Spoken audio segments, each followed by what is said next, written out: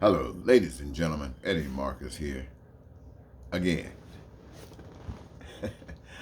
I wish I could tell a joke or something to put a smile on your face because I know many of you are probably say that, oh, here he comes again, Mr. Negativity. And I don't really run from that label. You see, when you're not experiencing the best that you can or that's available to you, then that offers to me a point of negativity that not just there to condemn, but to set a person free, to do whatever is necessary or is required to bring them to that level of newness to life. And so when I think about our society and the world in which we live in, how it's so interconnected. I mean, even here in America, we have a connectivity that brings us all together and put us in our place. Actually, put us in our place. And then we extend that to the international levels of dealing with other nations, having resources and trade, thinking about commerce and a system set up so that everybody can do business, big business. And as I think about the business, ladies and gentlemen, I'm reminded that one thing that having a system set up that could utilize a easy, a transferable way of doing business, say for instance, money or its equivalent, it makes it easy. And especially, I'm sure that the selling point was that people who own cattle or who have big business, big products and services or whatever, can confine it to a degree that when we are dealing with others, we don't have to transfer perhaps all the cows, all the hogs, but rather the contracted money. And however you want to operate that. But what I'm basically saying that's good. But for every good thing, you can bet your last money before it's accepted, especially when it comes down to policy, before any good thing is accepted, it's going to have to be weighed to see what the ugly stuff about it is. And ladies and gentlemen, you can bet your last money. You can quote me on this. If anything that is passed on a public policy, if it's passed and good, you can bet your last money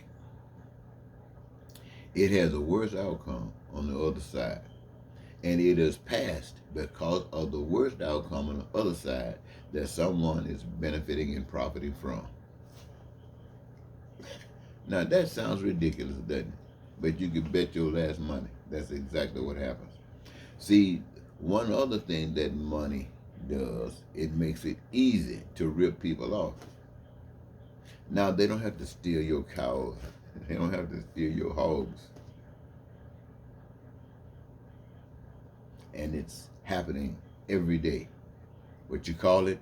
Big business. Everybody wants to be big business. Alpha male. Top dog. And all of it means the same things to most of the people.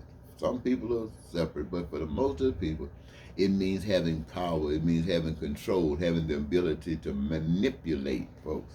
What do you think it meant when you saw beautiful young ladies want to go to Hollywood and become movie stars or get into the business? Preferably to make money, big money, the glamorous life that they see on television, all of these things. But it made it susceptible to the couch. People say, come to the couch. Let's get it on. 6, having the power to manipulate with the money. You got the money. 6, meaning I got what you want. Quid pro quo. Let's trade. Stuff is as old as the beginning of time. But it shouldn't be that way. It should not be that way. But to talk about changing something that people benefit from, to talk about changing something that's good for so many people who've invested their lives, their entire interest in it, on a promise about a God that never delivers, a God that when someone represents that God, they are murdered and taken out, and people who exist on the earth are just slaves, really slaves, doing everything they possibly can to live forever, to never want to die, because they have no concept of future, what happens beyond that. So if I keep on living, maybe the world would change while I'm living and I won't have to die. So that fear keeps everybody in bondage. Everybody in bondage. It makes people give up everything they got. Make them eat out of troughs just like hogs to survive, just to live. Rather than standing up, rather than having a promise, just having a vision, to have something greater than hope, and to have faith that is alive.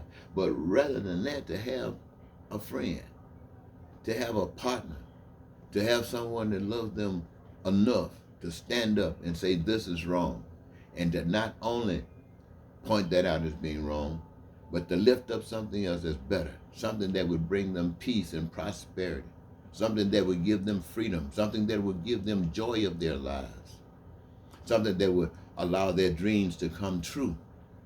Basically, by giving them an opportunity to exercise their gifts that they brought into the world, to be somebody, to give, to be important, to be desired and needed and wanted, everybody. And it all interconnected together just like your body. All of these organs in your body works, doing exactly what they're supposed to do. And most 99% of the human population with all of these bodies have no idea what's going on in these bodies. But these systems are working, ladies and gentlemen. They are working, and when they work fine, you are fine. And you do everything you possibly can, to keep them from breaking down, because when one system breaks down, it might affect another, and then all of a sudden something starts falling apart.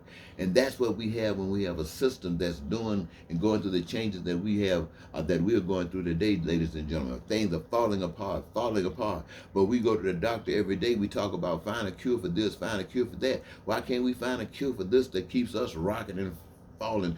What I mean, why can't we find a cure for that which keeps us feeling that it's essentially necessary that we lie, that we cheat, that we steal, that we engage ourselves in racism and hatred? What is it that allows us to keep thinking that we have to be a bigot, that we have to be going to pick up guns and go and claim something that doesn't actually belong to us, but we're willing to kill for it, to claim it and make it ours, as we say? What is it that keeps us believing that this is the way of life? What is it? Somebody tell me. What is it that makes evil so appetizing? I realize there are so many people in the world will kill you in a heartbeat by batting your eye, won't think a second about taking your life. But they will not stand up for you. Now, there is something fundamentally wrong with the human race. And yet, each of us got the choice to free ourselves. We don't have to wait on the group. But freeing ourselves means that you got to be willing to put your life on the line from the moment you mean it. Because the moment you mean it, you'll stand up and start talking trash. The people from the street call it something else. But you call it for what it is. You won't bite down. You won't, and you would be resented. Yes, you would be telling the truth.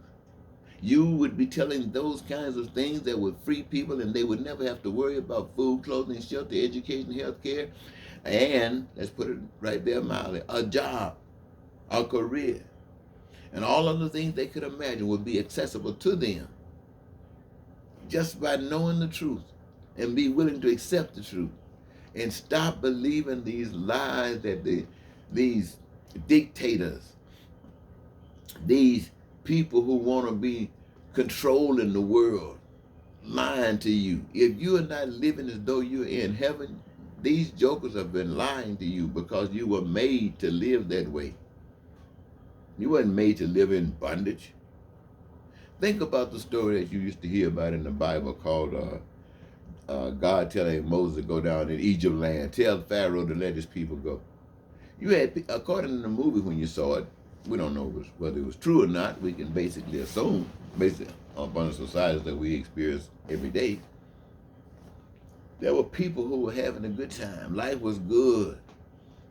The hierarchy, the 1%ers, they were doing their thing.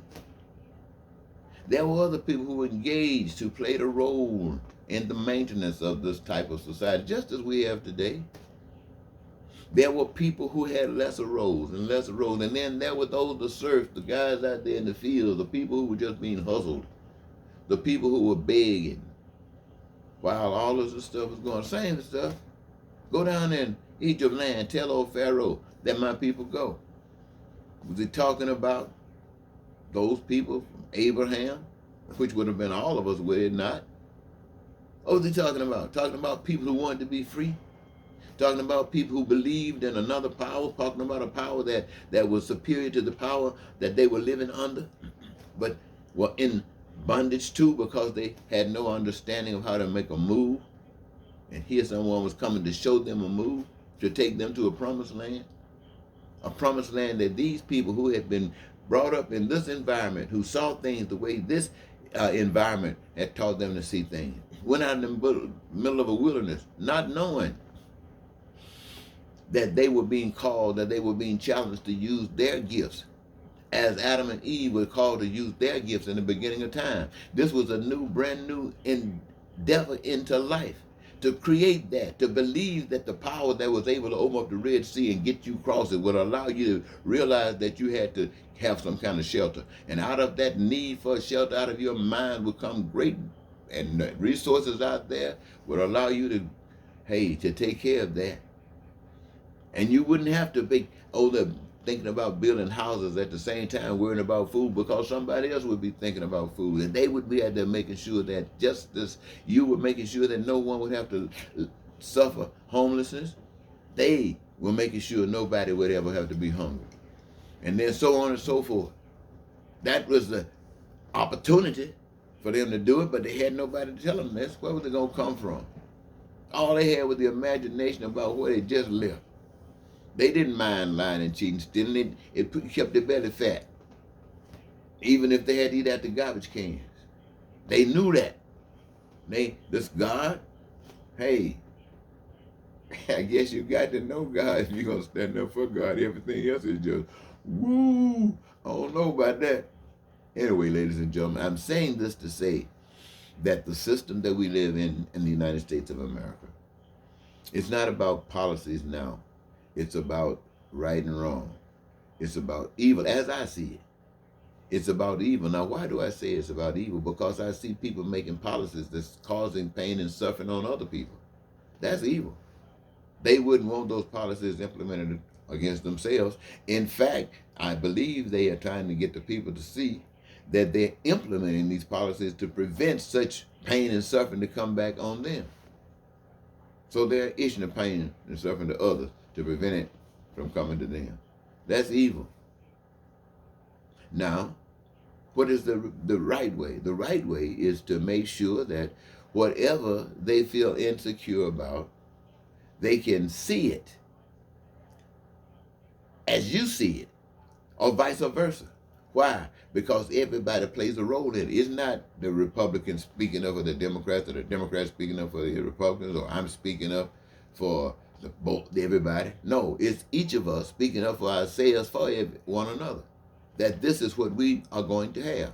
If we can't say that, ladies and gentlemen, let me tell you one more thing. If we cannot say amongst ourselves that I want to be protected, and I know that we can protect each other, we can look after each other, we can have each other's back, and that is in every area of life. If we can't say that because we got some old stupid, ignorant something working around our head that would keep us from doing that, I want you to know that we deserve everything we get. But now listen, ladies and gentlemen, just because you got 1%, that's walking around acting like they lost their mind doesn't mean that you 99% got to fall in line and follow. I mean, what kind of slave are you? You're a big one. Anyway, I think I'll leave it there. I think you got my message. I want to thank you so very, very, very much for giving me this opportunity to share this message with you. We haven't gotten our first snowstorm here in Minnesota yet, but it is cold out there. And so hopefully tomorrow we'll have a break like we did today. Ladies and gentlemen, thank you. Good night.